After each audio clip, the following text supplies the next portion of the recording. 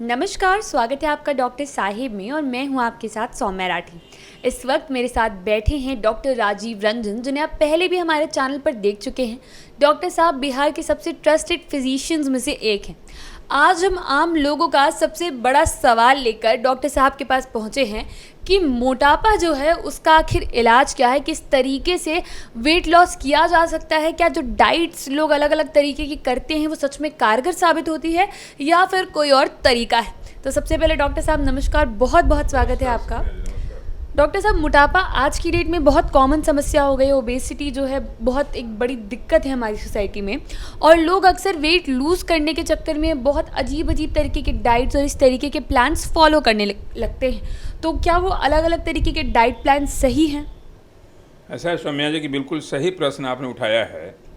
आज ओबेसिटी जो है, मोटापा एक महामारी का रूप ले लिया है समाज में। हर व्यक्ति परेशान है, और ख़ास करके ओबेसिटी का दुष्परिणाम आप देखेंगे तो आपके रोंगटे खड़े हो जाएंगे। इस मामले में कि अभी जो कोविड काल में भी मैक्सिमम डेथ जो हुआ, मैक्सिमम मौतें हुई, वो ओबेसिटी में हुआ, मतलब मोटे लोगों में ज़्यादा हुआ। तो मोटे लोगों में ब्लड प्रेशर ज़्यादा होता है, मोटे लोगों में हार्ट अटैक ज़्यादा होता है, मोटे लोगों में डायबिटीज़ ज़्यादा होता है, मोटे लोगों में कैंसर ज़्यादा होता है, मोटे लोगों में स्ट्रोक ज़्यादा होता है। इसलिए मोटापा सारे बीमारियों का जड़ है। इसलिए मोटापा को हम लोग क्रोनिक डिजीज़ कहते हैं, यानी कि पूरे लाइफ लॉन्ग आपको इसका मैनेजमेंट करना है, तब जाके ये आपको कंट्रोल में रहेगा और आप इसके वशीभूत नहीं हो करके, क्योंकि ऐसा कहा जाता है, जैसे आपने कहा कि वज़न कम करना, वज़न कम कर लेना तो बहुत आसान है, लेकिन इसको मेंटेन करना बहुत दुष्कर काम है, हिमालयन टास्क है। अब रही बात कि खान पान कैसे कम किया जाए, कम करने का दो ही मूल मंत्र है: इनटेक में कमी, कैलोरी में कमी, और कैलोरी का ह्रास यानी एक्सरसाइज करना।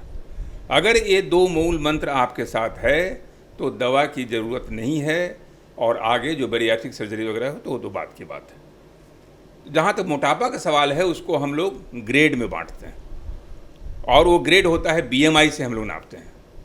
तो बीएमआई का क्या मतलब हुआ? Body mass index. सिर्फ आपका वजन जरूरी नहीं है, बॉडी मास इंडेक्स आपका कितना है। बॉडी मास इंडेक्स अगर आप 25 के नीचे हैं तो आप बिल्कुल निश्चिंत हैं, कहीं से कोई खतरे की गुंजाइश नहीं, आप बिल्कुल स्वस्थ हैं।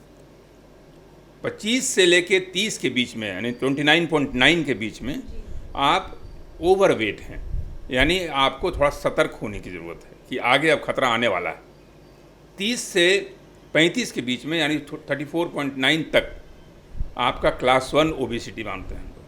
35 से लेके 39.9 तक क्लास 2 ओबेसिटी है, और 40 के ऊपर क्लास 3 ओबेसिटी है, जिसमें आगे के मेजर्स हमको अपनाने पड़ेंगे।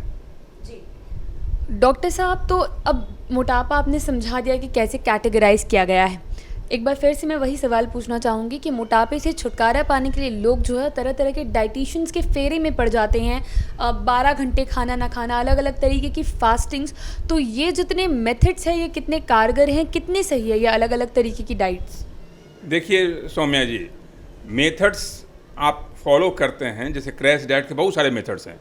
एक तो इंटरमीडिएट फास्टिंग है, एक आजकल जीएम डाइट चला हुआ है, एक जो डाइट होता है जिसको हम लोग कहते हैं, जैसे कभी इंटरमीडिएट फास्टिंग तो अलग चीज़ हो गई। एक होता है कि आप 2 दिन फास्ट किया, 4 दिन खाना खाए। एक होता है ऑल्टरनेट फास्टिंग, एक दिन फास्ट किया, दूसरे दिन खाना खाए। लेकिन ये बहुत ज़्यादा दिन चलने वाला नहीं है। आप खाली मूल मंत्र याद रखिए कि आप खाने के क्वालिटी पर ध्यान रखिए। आप pizza, burger, chocolate, ice cream, cold drink अगर खाएंगे तो मोटापा बढ़ना तय है। और कई बार ऐसा होता है कि लोग 4 दिन क्रैश डाइट लिए, फास्टिंग कर लिए, इंटरमीडिएट फास्टिंग किए, सब कुछ किए, पार्टी में गए, पूरा कोल्ड ड्रिंक डकार लिए, पूरा जम के पिज़्ज़ा खा लिए, वो सहारा रहा ख़त्म हो गया। तो इसलिए बिहेवियरल मॉडिफिकेशन, आपके दिमाग को ट्यून करना पड़ेगा कि हमको खाना कम खाना है, पोषण कम खाना है, जो खाना है उसकी क्वालिटी देख के खाना है। मीठा कम, डेंस फैट कम। तो कार्बोहाइड्रेट, प्रोटीन और फैट का इक्वल सम्मिश्रण जो रहेगा। कभी कभी कार्बोहाइड्रेट कम करना होता है, फैट कम करना होता है कुछ डाइट्स में, लेकिन ये माना जाता है कि अगर आप कार्बोहाइड्रेट कम कीजिएगा तो उस तरह का डाइट ज़्यादा कारगर होता है, क्योंकि उसमें इंसुलिन कम होता है। इंसुलिन का सिक्रेशन कम होता है। अगर कार्बोहाइड्रेट ज़्यादा है तो इंसुलिन ज़्यादा है, मोटापा बढ़ने के चांसेस ज़्यादा हैं। तो इसलिए कार्बोहाइड्रेट में कमी करना आपके लिए निहायत ज़रूरी है। और साथ में एक खाने के साथ सौम्या जी, आप कम से कम 150 मिनट का वॉकिंग या कोई भी एक्सरसाइज रेसिस्टेंट ट्रेनिंग भी सप्ताह में 150 मिनट्स अपने वेट को मेंटेन करने के लिए ज़रूरी है। और जब वेट को रिड्यूस करना है तब आपको एक्सरसाइज बढ़ाना पड़ेगा, या कम से कम 400 मिनट पर वीक में आपको बढ़ा के ले जाना पड़ेगा। डॉक्टर साहब, अक्सर लोग कहते हैं कि सुबह उठते ही अगर आप गर्म पानी में नींबू या फिर शहद डालकर पीते हैं तब आपका वज़न कम होता है। बिल्कुल भ्रामक है सौम्या जी, बिल्कुल भ्रामक। क्योंकि शहद जो है वो भी शुगर है, उसमें भी कैलोरी है। पता नहीं कहाँ से चल पड़ा कि गर्म पानी में शहद डालने से आपका वज़न कम होता है। ऐसे कहीं कोई बात नहीं है। और फिर गर्म पानी में नींबू कुछ नहीं है। इसका वज़न कम करने से कोई, हाँ, आपको साइकोलॉजिकल सेटिस्फैक्शन देगा।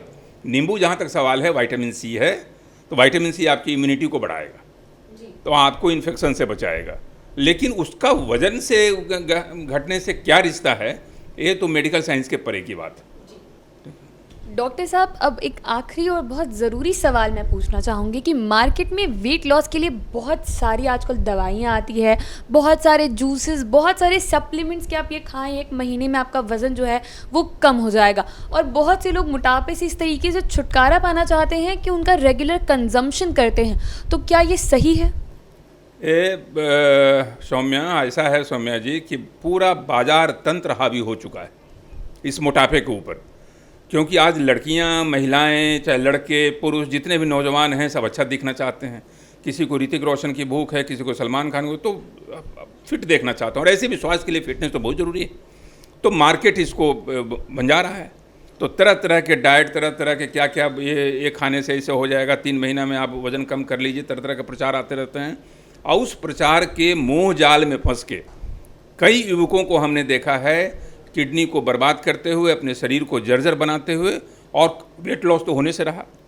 तो वेट लॉस का पहला प्रिंसिपल है कि अपने भोजन में अनुशासन बरतिए, रोज़ाना एक्सरसाइज कीजिए, आपका वेट लॉस मेंटेन रहेगा। इसके बाद भी अगर नहीं हो रहा है और आपको ज़रूरी है तो डॉक्टर की सलाह पर फेंटरमीन या ऑर्लिस्टेट जो दवाइयाँ आती हैं उसको लें।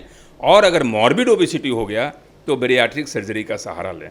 ये नीम हकीम और जितने भी ये जो फैले हुए हैं समाज में, जो आपके अर्थतंत्र को प्रभावित करके अपना यूँ कह लें कि अपनी पोटली को बढ़ाने के चक्कर में लगे हुए हैं, अपने पर्स को मोटा करने के चक्कर में हैं, आपके पैसे को हड़पने के चक्कर में हैं, आपके मोटापे के एवज में, उनसे सावधान रहने की ज़रूरत है।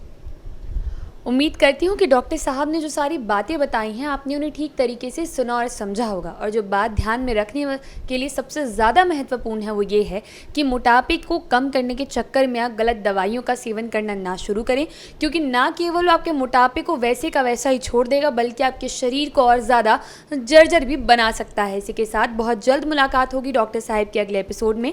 तब तक के लिए अगर वीडियो फेसबुक पर देख रहे हैं तो पेज को लाइक और शेयर करें, यूट्यूब पर देख रहे हैं तो चैनल को सब्सक्राइब करें। कमेंट सेक्शन में आकर आप हमें ये भी बता सकते हैं कि डॉक्टर साहिब से आपके क्या सवाल हैं, और अगर आप चाहें तो अपनी समस्या हमें मेल पर भी भेज सकते हैं। धन्यवाद।